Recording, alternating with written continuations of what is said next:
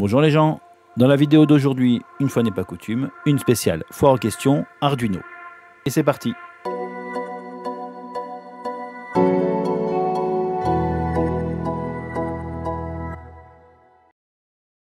Et je commence tout de suite avec un commentaire déposé par les brasseurs de bonne humeur dans la vidéo téléphone à cadran. Donc sa question c'est: quand je tourne le cadran, le décompte des chiffres bug souvent, il m'annonce très souvent que des zéros. Alors c'est compliqué ici de donner une réponse sans avoir le montage sous les yeux, mais j'utilise cette question pour aborder l'idée du moniteur série qui va aider à débugger et justement essayer de trouver l'erreur qu'il pourrait y avoir dans ce montage. Alors qu'est-ce que c'est le moniteur série? Donc c'est un outil qui est dans l'IDE Arduino et qui va permettre d'afficher le contenu d'une variable, un texte ou même la valeur d'une entrée numérique et même analogique.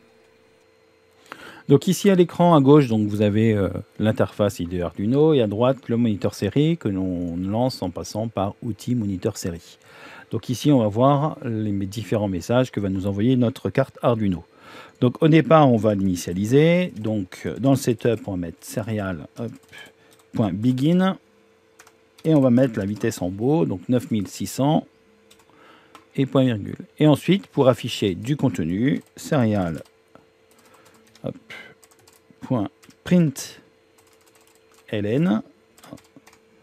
et là je vais mettre par exemple OK et je vais mettre un petit délai pour éviter que ça aille trop vite au niveau de l'affichage, toutes les 5 secondes.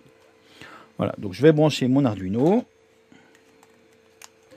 Voilà, je téléverse et on va voir ici au niveau de notre moniteur l'affichage.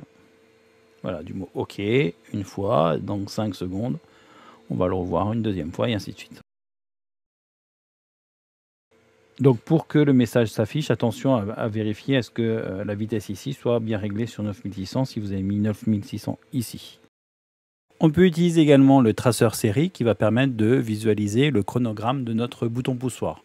Si je n'appuie pas, j'ai la valeur 1, si j'appuie, j'ai la valeur 0.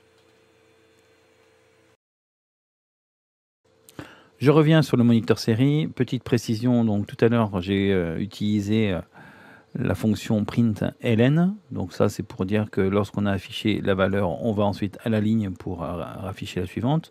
Mais si on utilise la fonction print, ça permet d'afficher quelque chose sur la même ligne. Donc tant qu'on n'a pas le println, tout reste sur la même ligne. Donc ici on le voit, valeur reçue du bouton, pour l'instant je n'appuie pas dessus, donc ça fait 1.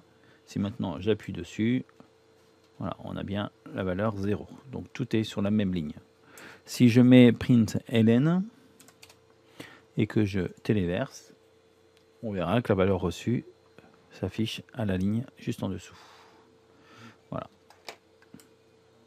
Là 0 et là 1.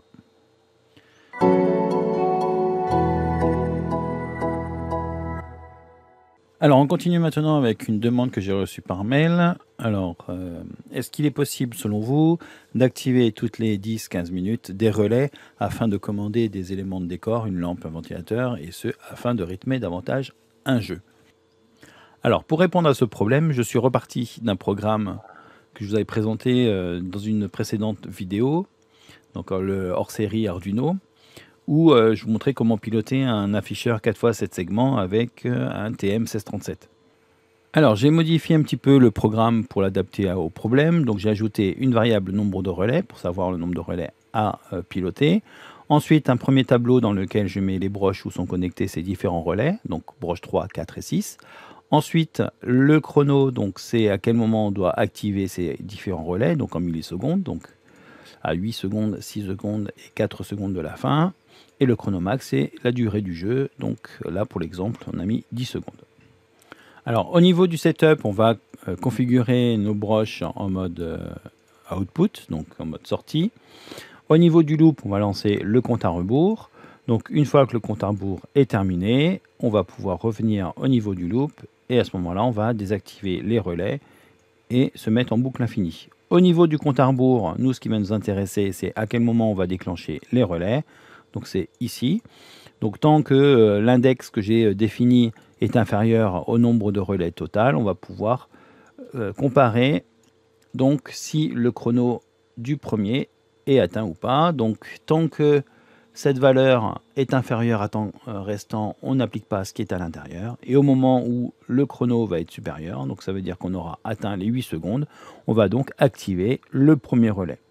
Comme on aura activé le premier relais repéré par l'index 0, donc la broche 3 à 8 secondes, on va passer à l'index supérieur, donc à l'index 1.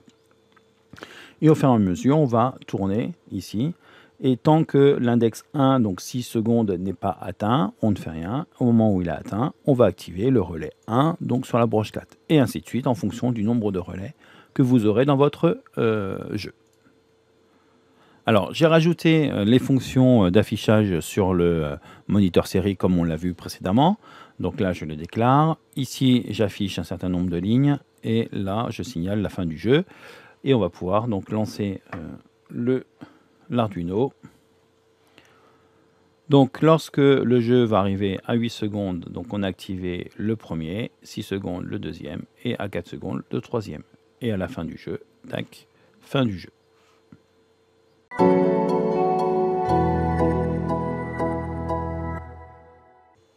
Alors, la demande suivante est en rapport avec la demande précédente. Donc, la question, c'est est-ce qu'il est possible de déporter une copie du compte à rebours dans le bureau du Game Master afin qu'il ait la même notion du temps que le joueur? Donc, au niveau de notre programme ici, on va retrouver le programme que je vous avais présenté dans la vidéo sur le hors-série Arduino par rapport aux afficheurs 4x7 segments. Donc, on retrouve les différentes bibliothèques, les différentes fonctions de commande, ainsi que le display donc pour afficher les valeurs. Donc ça, c'est exactement la même chose qu'on avait vu dans le programme. Donc pour répondre à la question, en fait, au niveau du programme, il n'y a rien à ajouter. Donc ici, en fait, on a le programme complet avec les différents relais et le temps du Game Master. Enfin, le temps de jeu. Tout va se passer au niveau du câblage. En fait, il suffit de mettre deux afficheurs en parallèle. Donc en effet, comme la valeur est identique sur les deux afficheurs, il suffit de les mettre en parallèle, donc de relier les broches CLK et DIO sur les mêmes broches de l'Arduino.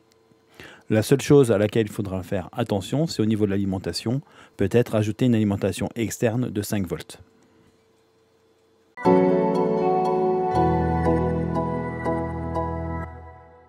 On passe maintenant à la dernière demande reçue sur Twitter.